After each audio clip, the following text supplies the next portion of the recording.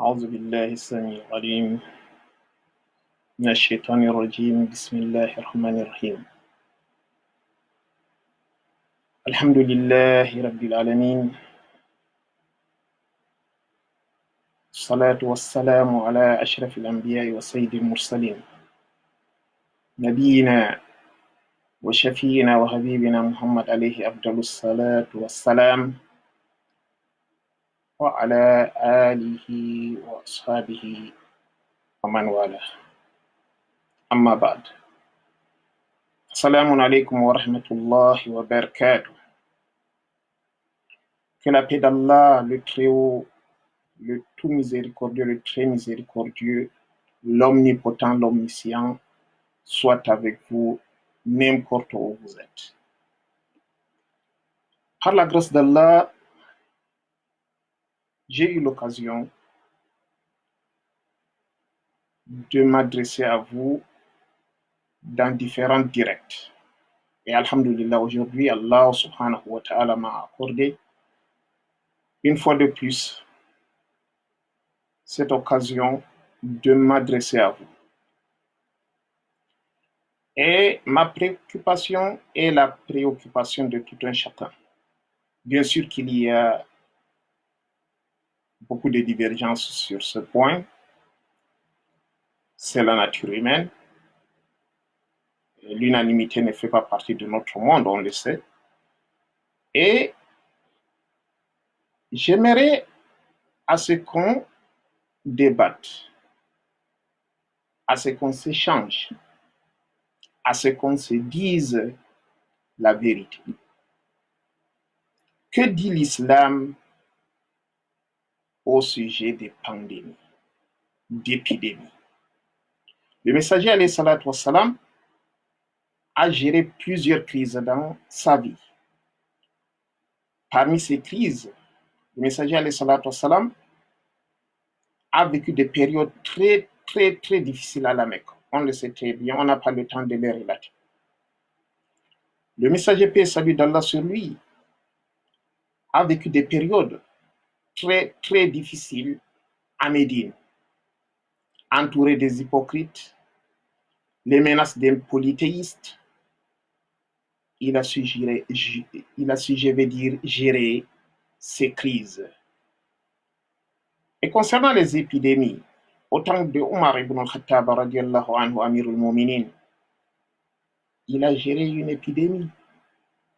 On n'a pas le temps de les relater tous. Mais une fois que nous sommes dirigeants, nous sommes dignitaires, nous devrons être au service du peuple. On doit servir les fidèles. On doit être à leur disposition. On doit être à leur protection. On doit être à leur service. C'est ça être un homme de Dieu. On doit servir. Ce que le messager alayhi salatu wassalam nous a enseigné. Alors, si la sécurité des fidèles, leur sécurité, leur honneur, leur protection nous incombe, et vu cette menace, chers frères et sœurs dans la foi, la mosquée a quelle possibilité, quelle disposition sécuritaire, protectrice qui peuvent nous protéger de ce virus? Les voies et moyens de contamination, de propagation de ce virus sont connus, relatés à la une par des experts. Alors, si tel est le cas, nous réunir dans une mosquée qui a été à la base construite pour adorer le Seigneur créateur, le Très-Haut, en toute sécurité. Je dis en toute sécurité. Ne parlons pas de sécurité externe. Il y a des sécurités aussi internes. La concentration dans la prière est primordiale. Quels moyens avons-nous ici, dans ce pays, pour distinguer une personne infectée et une personne saine? Si tel est le cas, donc la mosquée est devenue un hôpital. La mosquée ne rejette personne, même les hypocrites.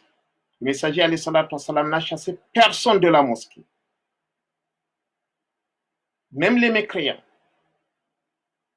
Alors, si tel est le cas, nous réunir, aller dans les toilettes, aller faire les ablutions, entrer à l'intérieur de la mosquée, effectuer la prière, se prosterner sur des tapis.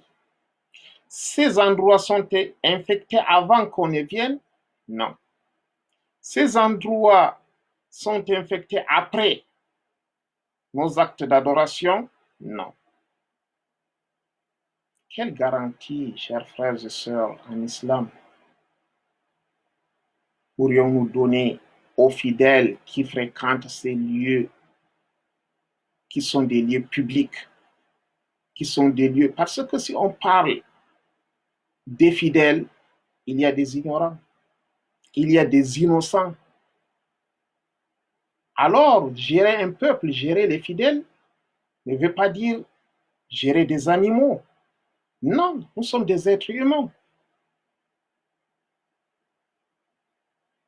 Le 25 mars dernier, j'ai lancé un appel sur mes pages, pas Facebook seulement, sur toutes mes pages, appelant nos savants de sortir de leur silence, de sortir de leur laxisme.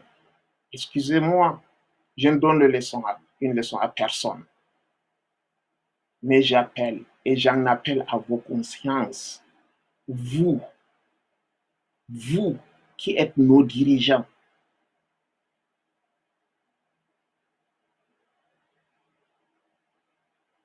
la vie des fidèles sont en danger.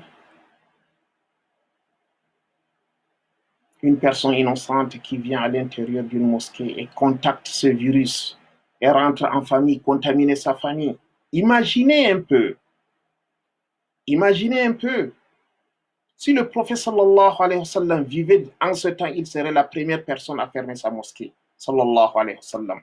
Allah tabaraka wa ta'ala dit wa ma arsalnaka illa rahmatan lil alamin. Méditons sur ce verset. Il ne suffit pas de traduire les versets coraniques selon nos intérêts personnels égoïstes. La mosquée n'est un fonds de commerce de personnes. L'islam n'est le patrimoine de personne. C'est la religion d'Allah. Quand Allah envoie un signe pour l'homme croyant, pour l'homme musulman, ça doit lui servir pour augmenter sa foi, pour lui rapprocher plus d'Allah tabaraka wa ta'ala. Le messager alayhi salatu wassalam nous a dit, un hadith authentique, ne prenez pas vos demeures, vos maisons comme des cimetières. On n'interdit pas aux gens de prier. N'ayez pas cette compréhension de sabotage. Nous en appelons à tout un chacun de prendre sa responsabilité à son niveau. Nous vivons dans un pays laïque. Nous sommes des Africains. Nous avons des traditions. Si nos frères, qui sont nos gouvernants, ont des tolérances administratives envers nos lieux de culte, mais respectons leurs décisions quand même. Ils n'ont pas besoin de nous dessiner pour nous dire que non, il faut que tout un chacun prenne sa responsabilité. Des mesures barrières sont prises. Que voulions-nous? Que l'État se tienne devant la population? Celui qui parle, c'est qui? C'est un de nos fidèles. Soit il est chrétien, soit il est musulman, soit il est athée. Voilà les religions reconnues dans notre pays. Quand il se lève pour parler, il a une famille, il a une religion, il a ses croyances. Avant tout, avant d'être ce qu'il est, avant d'être ministre, avant d'être président, avant d'être ce qu'il est, il est sorti d'une famille. Il y a ce respect-là. On ne doit pas tout se dire sur la toile. Il y a de cela plus d'un mois, dans la mosquée, que Allah tabaraka wa ta'ala m'a donné la charge. Je n'ai pas cette science-là. Je n'ai jamais postulé pour être imam. Mais toujours j'ai demandé à Allah tabaraka wa ta'ala pour lui servir. Et j'implore à tout instant, tout moment, qu'Allah subhanahu wa ta'ala accepte mes maigres efforts dans sa voie. Cette poussière d'efforts dans la voie des grands hommes qui ont marqué l'islam.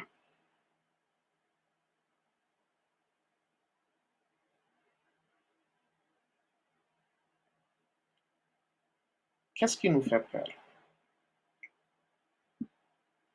Prendre nos responsabilités devant la famille, rester avec eux, prier avec eux. La salatul jama'a et la salatul jama'a. Le messager alayhi salatu wassalam a dit, Allah tabaraka wa ta'ala l'a fait de cette terre, toute la surface terre, mosquée.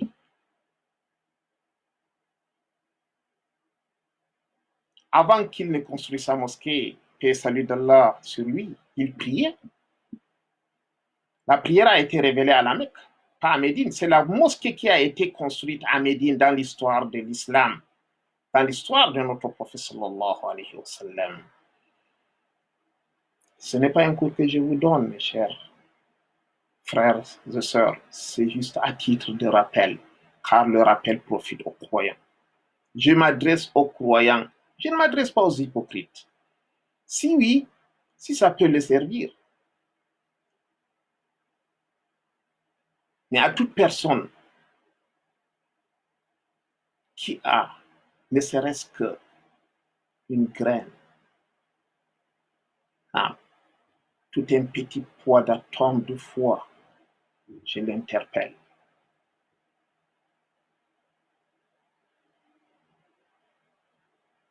On effectue le pèlerinage. Je ne prédis rien, il n'y aura pas de pèlerinage cette année. Ni le grand, ni le petit. Et pourquoi? Ce n'est pas nouveau dans l'histoire de l'islam. Oui, ce n'est pas nouveau. Mais l'heure est grave. L'heure est très, très, très grave.